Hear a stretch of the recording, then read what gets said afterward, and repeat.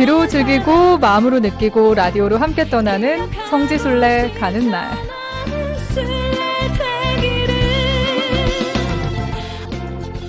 네, 이 시간은 라디오를 통해서 비대면으로 성지순례 즐거움도 누리고 감동도 느껴보는 시간인데요.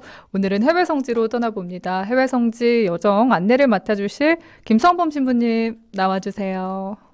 봄 내려온다, 봄이 내려온다, 봄이 내려온다. 네, 참미예수님 안녕하세요. 김성범 미카엘 신부입니다. 반갑습니다. 네, 신부님 오랜만에 함께하는 느낌인데요. 네. 장미의 계절 5월 성모성월 어떻게 보내고 있으세요? 네, 5월 8일이 또 어버이날이기도 해서 네네. 또 주일하고 이렇게 딱 날짜가 겹쳐가지고요. 네. 그냥 카네이션을 하나씩 달아드리면 어떨까 하고 어르신들에게 그렇게 해서 토요일 저녁과 주일 오전 2대 미사 때 오시는 어르신마다 카네이션 이렇게 제가 신부님이 달아드리고. 직접 신자분들한테 달아주신 거예요? 네. 너무 좋아하셨겠어요. 네, 좋아하시더라고요. 네.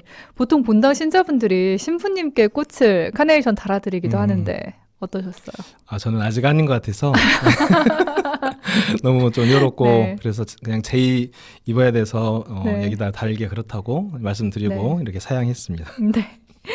자, 성지순례 가는 날 김성범 신부님과 함께하고 있습니다.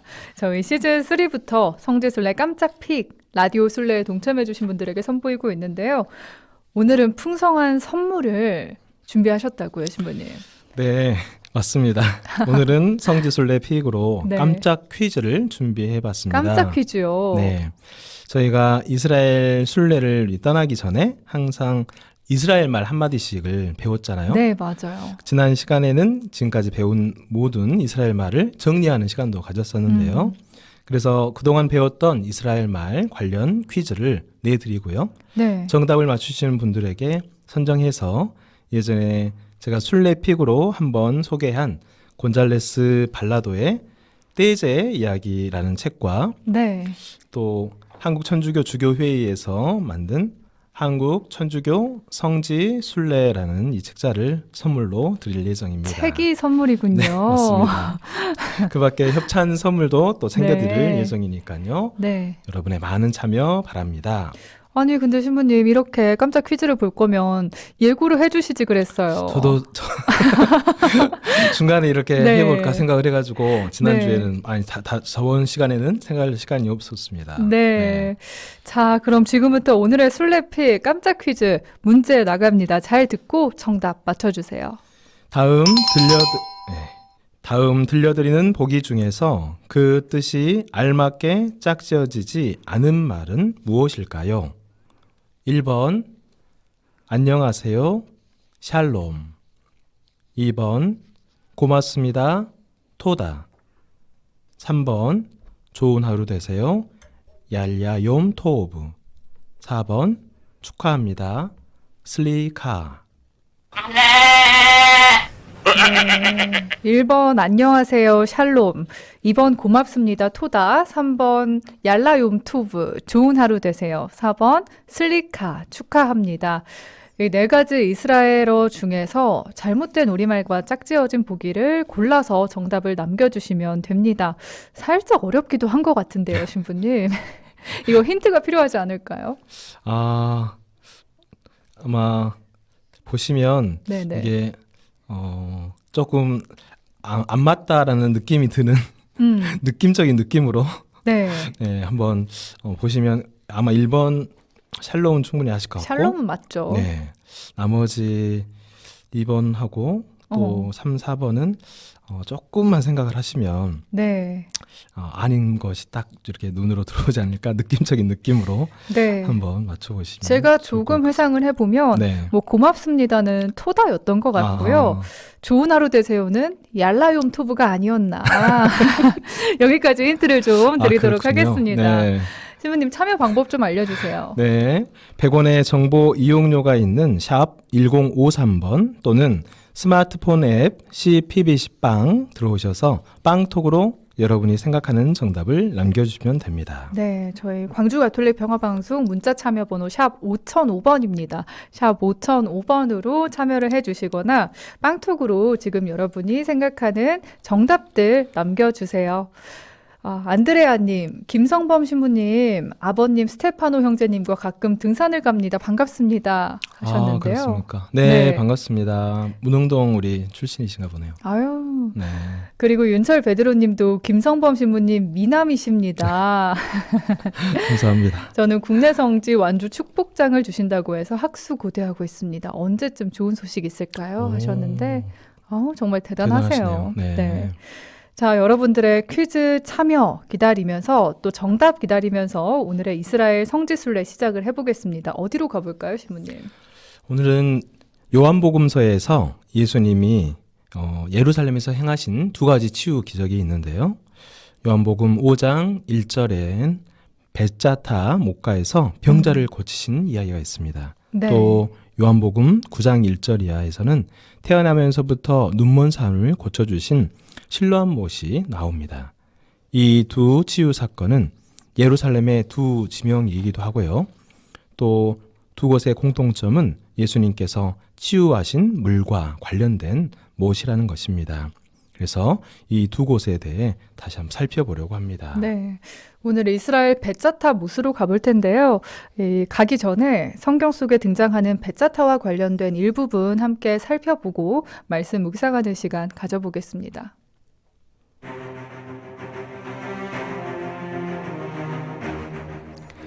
예루살렘의 양문 곁에는 히브리 말로 벳자타라고 불리는 못이 있었다. 그 못에는 주랑이 5채 딸렸는데 그 안에는 눈머니, 다리 저느니, 팔다리가 말라 비틀어진 이 같은 병자들이 많이 누워 있었다. 그들은 물이 움직이기를 기다리고 있었다.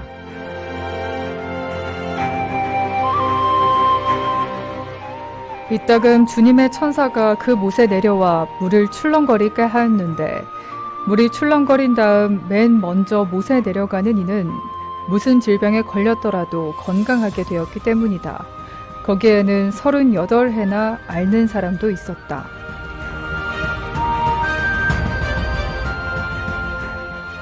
예수님께서 그가 누워있는 것을 보시고 또 이미 오래 그렇게 지낸다는 것을 아시고는 건강해지고 싶으냐 하고 그에게 물으셨다.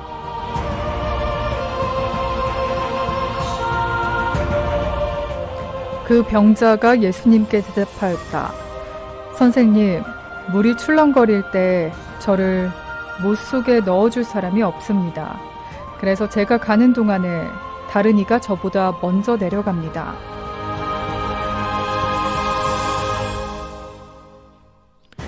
예수님께서 그에게 말씀하셨다. 일어나 내 들 것을 들고 걸어가거라. 그러자 그 사람은 곧 건강하게 되어 자기 들 것을 들고 걸어갔다. 그 뒤에 예수님께서 그 사람을 성전에서 만나시자 그에게 이르셨다. 자, 너는 건강하게 되었다. 더 나쁜 일이 너에게 일어나지 않도록 다시는 죄를 짓지 마라.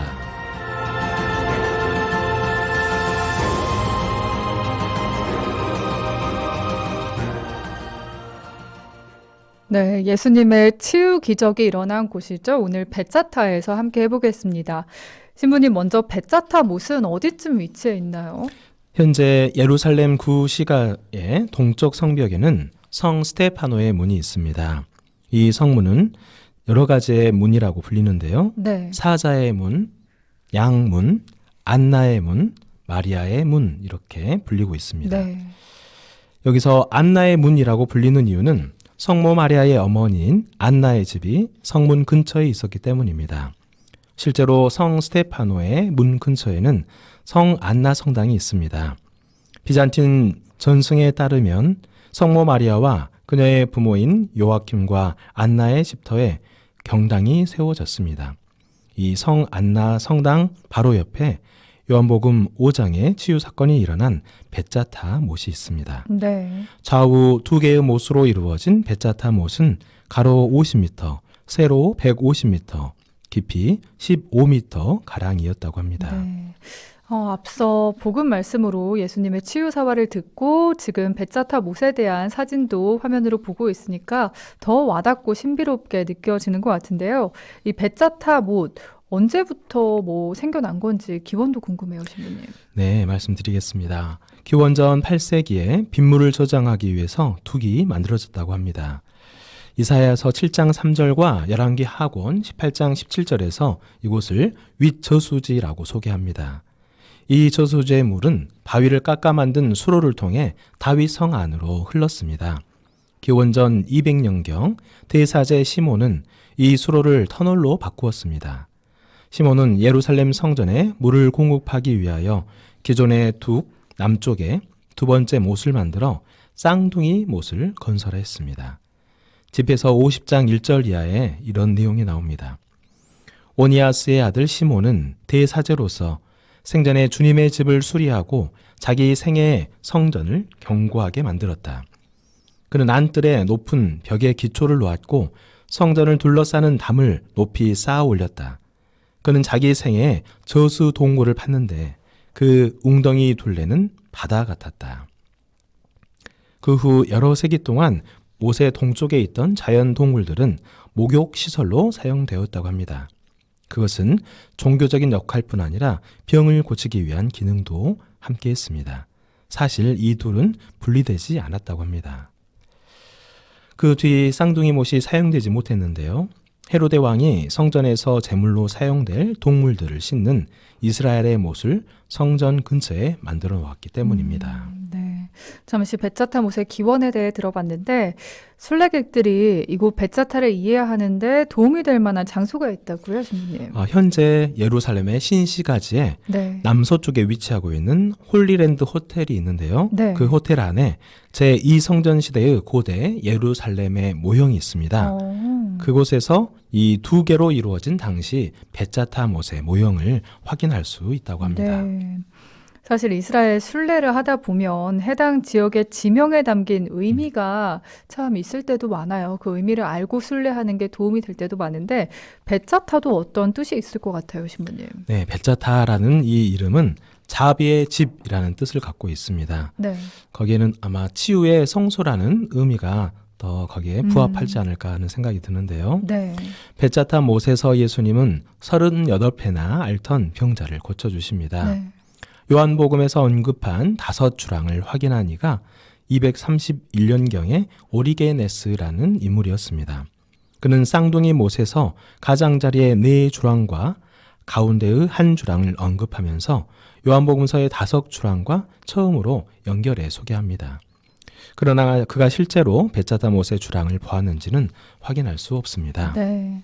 오늘 베짜타에서 함께하고 있습니다. 이곳에서 성모 마리아의 집터에 세워진 성당도 만나볼 수가 있다면서요. 네, 5세기 중반 예수님의 치유 기적을 기념하는 경당이 세워졌습니다. 네. 이 경당은 615년에 페르시아인들에 의해 파괴되고 맙니다. 네. 1009년 칼리프 알 하킴이 그리스도교 성지를 파괴한 이후 십자군 시대의 이 폐허 위에 다시 성당이 세워집니다. 성 안나 성당은 웅장한 로마네스크식으로 성모 마리아의 집터에 세워졌습니다. 1192년 7월 25일에 살라딘이 이 성당을 이슬람 종교 학교로 바꾸었다고 합니다. 하지만 1856년 오스만 터키 제국이 크림 전쟁 때 지원해준 프랑스에게 감사의 의미로서 다시 성안나 성당을 선물해 주게 됩니다. 네. 자, 이번에는요, 실로암 못으로 발걸음을 옮겨보겠습니다. 실로암 못, 성경에선 어떻게 묘사되어 있는지 살펴볼게요. 네. 성경에 한 3곳을 보려고 합니다. 네. 먼저 이사야서 8장 6절에는 잔잔히 흐르는 실로암 물이라고 묘사합니다. 네. 그리고 요한복음 9장 7절에서는 예수님이 눈머니를 고쳐주는 장면을 이렇게 소개합니다. 실로암 못으로 가서 씻어라 하고 그에게 이르셨다. 실로암은 파견된 이라고 번역되는 말이다. 그가 가서 씻고 앞을 보게 되어 돌아왔다.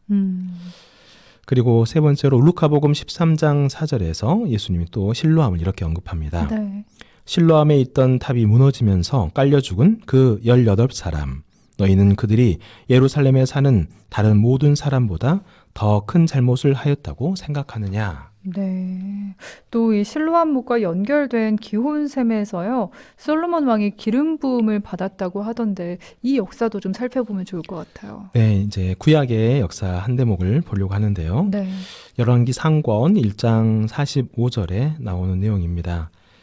키드론 계곡의 기온샘은 예루살렘 초기 정착 시기부터 유일한 물 공급원이었습니다. 다윗의 아들 솔로몬은 이 기온샘에서 기름 부음을 받았다라고 그 열왕기 상권 1장 이하에서 전해집니다. 또 기온샘의 물을 실로암 목까지 끌어들이기 위해서 히즈키야 왕이 터널을 건설했는데요. 이 내용은 역대기 하권 32장 30절에 이렇게 소개됩니다. 기온샘의 위쪽 물줄기를 막아 다윗성 서쪽 밑으로 돌려 끌어들인 것도 바로 히즈키야이다. 그리고 이 히즈키야의 업적을 열왕기 하권 20장 20절에서 또 이렇게 말합니다. 히즈키야의 나머지 행적과 그의 모든 무용, 그리고 그가 저수지와 수로를 만들어 도성 안으로 물을 끌어들인 일에 관해서는 유다 임금들의 실록에 쓰여 있지 않은가 라고 말합니다. 이 히즈키야 왕의 터널은 전체 길이가 약 512m에 달했다고 합니다. 네. 평균 폭은 60cm, 높이는 1.45에서 5m에 이르렀고요. 물의 깊이는 계절에 따라 다르지만 평균 20cm에서 80cm 정도였다고 합니다. 네. 근데 아쉽게도 실로암 못의 지금 모습은 그 초기 형태가 아니라고요. 네, 안타깝게도 네. 실로암 못의 초기 형태는 역사 속에 이미 사라졌습니다. 네.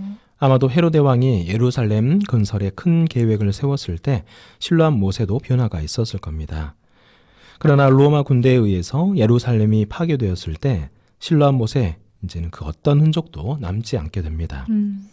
유다 전쟁사라는 책의 6권의 363쪽은 이 내용을 이렇게 전달해주고 있습니다. 네. 그 다음 날 로마 군대는 강도들을 하부 도시에서 몰아내고 실로암 지역에 이르기까지 모든 것을 불태웠다. 로마 군대는 도시가 불타는 광경을 보고 기뻐했지만 약탈할 것이 없어 실망했다. 저항군이 상부 도시로 달아나기 전에 이미 모든 것을 없애버렸기 때문이다. 네, 참 안타까운 역사이지 않을까 싶습니다. 하지만 이 실로암 못의 예전 모습을 상상해 볼 수는 있는 그런 기록이 전해지고 있다고요. 네, 333년경에 네. 보르도 순례자들에 의해 기록에 따르면요. 실로암 못에 4개의 주랑이 있었다라는 기록이 있습니다. 또 고고학적인 발견에 따르면 아마도 이것이 135년에 하드리아누스 황제에 의해서 건설된 못이라는 것을 가리킨다고 합니다. 네, 교회 역사에서 큰 의미가 있는 곳입니다. 실로암 못. 그동안 정말 수많은 그리스도인들이 이곳에 발걸음을 했잖아요. 네, 그렇죠. 실로암 못은 또한 요한복음 9장에 치유가 있었던 곳이기 때문에 많은 그리스도인들이 이곳을 순례해 왔습니다. 네. 실로암의 첫 성당은 450년경에 황제의 부인인 에우도키아에 의해 세워졌습니다. 고고학적인 발굴은 570년경에 피아첸차 순례자가 묘사한 기록에 이렇게 나와 있습니다. 사람들은 여러 계단으로 실로암까지 내려간다. 실로암 위에 큰 성당이 있는데 그 아래로 실로암의 물이 솟아오른다 라는 기록이 담겨져 있습니다. 네. 안타깝게도 이 실로암의 또 성당은 614년에 페르시아인들에 의해 파괴되고 맙니다. 수세기 동안 그리스도인 순례인들이 발걸음을 했지만 발견을 못했던 유적이 있는데요. 그 유적이 10년 전에 발견됐다면서요. 네, 실로암물의 치유 능력에 대한 믿음이 비잔틴 순례자들에 의해 강조됐고 또 아랍인들에게도 계속되어 왔습니다. 그런데 최근 10년 전에 고고학자인 로니 리흐와 엘리 슈크론이 하수구 수리공사 중에 2개의 고대 돌계단을 발견했습니다. 하수구를 수리하다가요? 네, 추가 발굴을 통해서 이 유적이 예수님께서 사셨던 시대의 기념비적인 실로암 못의 일부인 사실이 드러났습니다. 이 못은 사다리꼴 모양으로 68m가량의 크기라고 밝혀졌습니다. 실로암 못의 실체가 밝혀지고 있다는 사실은 우리 신앙의 또 훌륭한 유산이 또 믿음으로 간직되려는 노력이라는 생각이 듭니다. 네, 오늘 베짜타 못과 실로암 못 함께 순례를 했습니다. 신부님도 이곳에 가셨을 때 어떠셨는지 오늘 함께한 분들에게 어떤 말씀 좀 전하고 싶으세요? 네, 먼저는 우리 종교 안에서도 물은 생명을 상징하고 네, 있죠. 그래서 네. 세례 성사 때 우리가 이마에 물을 흘려 보내면서 하느님의 자녀가 되고 또 그것을 통해서 영원한 생명을 또 이렇게 보장받게 되는데요. 우리가 받은 그 생명은 또 신앙인으로서 우리가 살아가기 위한 너무나 또 중요한 성사이고 또 그 성사를 통해서 우리가 하느님의 나라로 들어갈 수 있는 또 그 길이 열렸다는 사실을 우리가 잊지 않았으면 좋겠습니다. 그래서 또 오늘 이 시간 또 우리가 그 요한복음 9장에서 실로암 못의 그 눈먼이를 이렇게 보게 해주시는 그 장면을 통해서도 다시 한번 생명의 말씀으로 오시는 예수님을 우리가 또 잘 담아두고 또 오늘 더 기쁘게 살아갈 수 있는 시간들이 되면 좋겠다는 생각이 듭니다. 네, 신부님의 말씀 새기면서요, 우리가 오늘 하루도 또 이번 한 주간도 생명의 말씀으로 오시는 예수님을 잘 듣고 맞아들였으면 좋겠다는 그런 생각 해봅니다. 자, 오늘 순례 시작하면서 순례픽으로 깜짝 퀴즈를 내드렸는데요. 우리 청취자분들도 많이 참여를 해주셨습니다. 클레멘스 님이 4번입니다 하시면서 오늘은 부부의 날, 부부 성지순례 가고 싶어요 하시면서 예쁜 화분도 남겨주셨고요. 그리고 안드레아 님도 정답 보내셨어요. 그러면서 우리 부부는 전국에 111곳 성지순례를 완주했고 지금은 167곳입니다 하셨는데 정말 대단하시네요. 정말 대단하시네요. 네. 그리고 윤철 베드로 님도 오정구 안드레아 형제님 부럽습니다. 저도 빨리 받고 싶습니다 하셨는데요. 곧 받으실 겁니다. 그리고 문자로 2304 애청자님 4번입니다. 슬릭하는 축하한다는 느낌이 안 나요 하셨고 6844 애청자님도 4번 정답 맞춰주셨습니다. 그리고 7494 애청자님도 2017년에 옥현진 시몬 주교님께 축복장을 받았습니다 하셨네요. 네. 자, 신부님 그럼 오늘의 정답 발표를 해주시죠. 네. 오늘의 정답은 4번 슬리카가 정답입니다. 네. 그리고 4번의 그 원래 축하합니다라는 뜻은 마젤 토프가 네, 맞는 말입니다. 이제 기억이 나네요. 네, 슬리카는 뭐였죠? 네, 슬리카는 우리말로 신뢰합니다라는 뜻입니다. 네. 자, 그러면 오늘 참여해주신 모든 분들께 감사의 인사 전하면서 저희 문자 참여해주신 분들 중에서 선정해서 선물을 드릴 텐데요. 신부님, 선물 받으실 분들 발표해 주시죠. 네, 지금 세 분 네. 선물을 받으실 텐데요. 한 분은 홍영진 클레멘스 형제님, 그리고 6844번 남기신 분, 그리고 2304번 남기신 분입니다. 축하드립니다. 네. 네, 이외에도 많은 분들 참여해 주셨는데 오늘 당첨이 안 돼서 아쉬운 분들도 많으실 것 같아요. 저희가 다음에도 이런 시간 준비할 테니까요. 너무 아쉬워 마시고 다음에도 꼭 참여를 해 주셨으면 좋겠습니다. 네. 오늘 당첨된 세 분 모두 축하드립니다. 신부님, 다음 주에는 이스라엘 성지순례 이어갈 텐데 미리 살짝 예고를 해주시죠. 네, 다음 주 시간에는 베타니아 라자로의 무덤으로 떠나보겠습니다. 다음 주에도 여러분이 많이 반가워하실 특별한 순례픽을 준비했으니까요. 네. 많은 기대 부탁드립니다. 그렇군요. 다음 주 순례픽도 기대를 해도 될까요, 신부님? 그렇습니다. 네, 다음 주 금요일도 꼭 본방사수 해주시면 좋겠습니다. 다시 본당 김성범 미카엘 신부님과는 여기서 인사 나누도록 할게요. 감사합니다, 신부님. 고맙습니다.